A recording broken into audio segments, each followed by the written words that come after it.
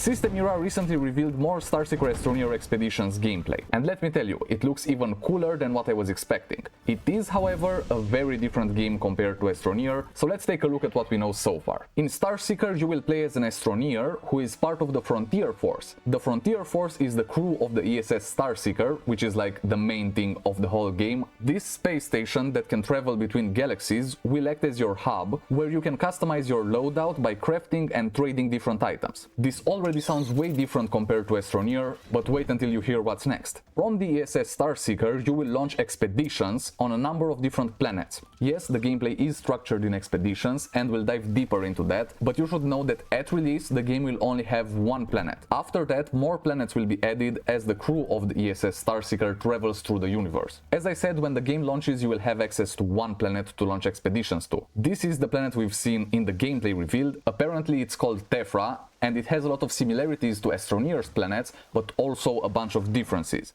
Obviously, as the game evolves and progresses, more planets will be added, but at a first look, Tephra looks like it's got a lot more verticality compared to Astroneer, and it's also not procedurally generated like the planets in Astroneer. It's actually handcrafted, so that means there can be more lore and storytelling through the environments, and also more cool spots that are better designed. And some people have expressed concerns about there only being one planet at launch, but SystemEra is going for a different strategy here, where they will periodically add different things to the game. We already know that SystemEra, the developers behind Astroneer, if you don't know who they are, they do exceptionally well with post-release updates for their games. That's very clear, as we've seen with Astroneer, which by the way is still getting updates even 9 years after it released on Steam in early access. In fact, there's also a huge DLC prepared for Astroneer, and it will release very soon. It's called the Megatech DLC, and it will feature mega structures and interplanetary automation. I'll talk more about this at the end of the video, but you should know that it's both a free update and a DLC releasing at the same time. So yes, SystemEra does stand by their games. They provide free updates even 9 years after release for Astroneer. There was another big update just a couple months ago, so I have full faith in them that they can do the same for STARSEEKER. But for this game, it seems like they might have a slightly different strategy. From what I understood, there will be one planet at a time, with the current planet changing periodically. And I don't know if it's just me, but it makes me think they're going for some sort of a season structure, maybe similar to what we're used to in other games that have seasons. Again, this is not confirmed or anything. They didn't say, hey, we're gonna have seasons in STARSEEKER. That's just what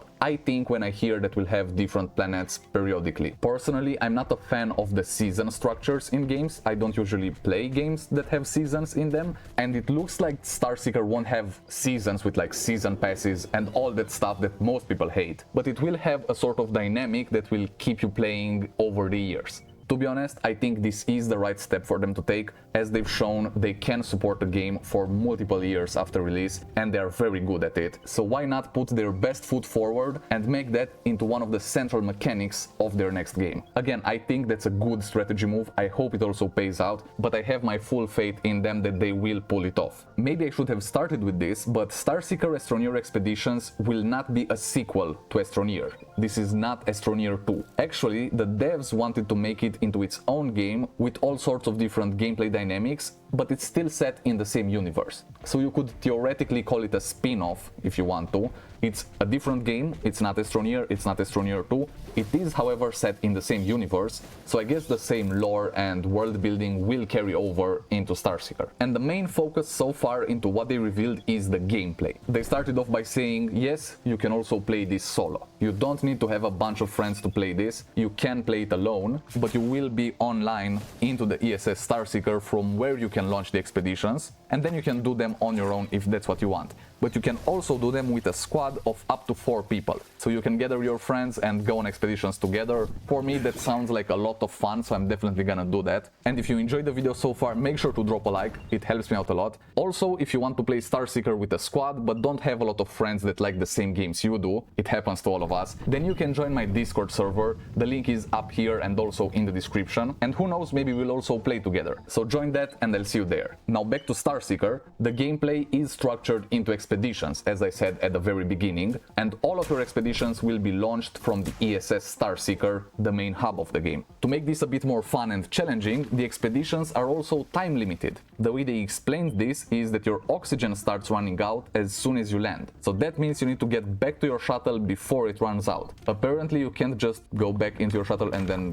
get out again and have extra oxygen. I don't know, that would mean an expedition could be forever, but that's not how it works. They wanted this to be time limited, so when you run out of oxygen, you run out for good. You'd better hurry up to your shuttle. In the expedition, during your time on the planet, you will have to complete the mission that you were given, but you can also do all sorts of other fun things like throwing carrots around, because why not? I'm not sure if you'll always have one mission that you have to do, or maybe multiple of them, or maybe completing one mission leads to another, maybe it's a whole set of missions. We don't know any of that yet. I would guess that not all expeditions are the same, but they did say that you will unlock more of the planet as you complete these expeditions. So that makes me think that there's some sort of system where you can't start with the last expedition, like the most advanced one, and you kind of have to work your way through expeditions as they get more challenging and more interesting probably. But how will you complete these missions? Well, you'll have your exotool and your backpack, and both of them seem to have some different attachments that significantly modify their utility. What does that mean? I was puzzled too, but for example, we saw that the exotool can remove terrain, shoot terrain at a distance, and even shoot water. So who knows what else it might be able to do. All of these attachments, I would guess, you unlock through completing these expeditions, and we still don't know anything about the backpack attachments. How does that change things? Maybe you can get more oxygen for more time in an expedition, maybe you can store different things in it. We don't know any of that yet, so I guess we'll have to wait for the game to come out next year to find all of that out. And because I promised you earlier, here are some Astroneer Megatech DLC news. We finally found out that interplanetary automation will be a part of the free Megatech update, so you won't have to buy the DLC to get that. If you have the base Astroneer game, you will be able to do interplanetary automation once Megatech releases. I really think that's so cool for a game that's basically 9 years old at this point, to add such a huge thing that fundamentally changes some mechanics of automation, and did it for free. That's the cherry on top of the cake, and this is also a thing that makes me very optimistic for STARSEEKER as well.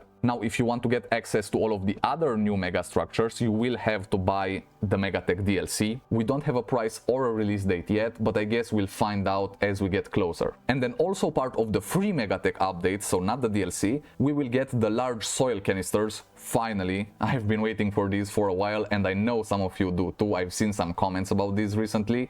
And we'll also get the large gas canisters, which are good, because why not? But I'm more excited about the large soil canisters. If you enjoyed this video and want to keep up to date with everything Astroneer related or STARSEEKER related, make sure to subscribe, and don't forget about that Discord invitation. It's on screen right now, so go check it out. I've been Games for Life, and I'll see you next time. Cheers, Astroneers!